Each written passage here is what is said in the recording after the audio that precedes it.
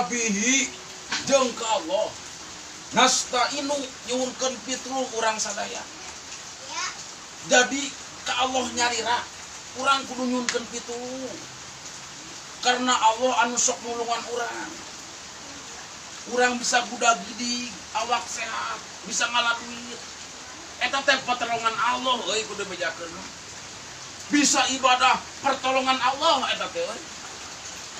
Hanteu aya daya pikeun nyingkirkeun pamaksiatan. Hanteu aya kekuatan pikeun laksanakeun ibadah hanya pitulung Allah. Allahu Akbar.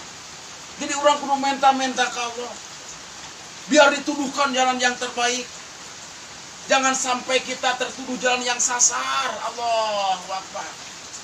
Dong deketing biar udah kadek. Allah umuri dunia, anak perkara dunia tak.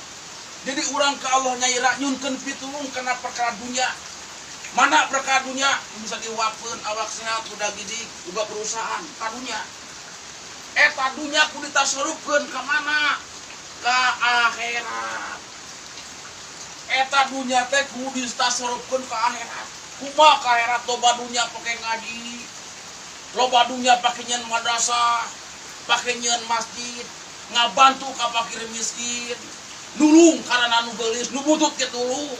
Komo nu geulis mah. Wadini jeung urang hanya kepada Allah nyunkeun pitulung karena perkara agama. Biar bisa ibadah kita teh.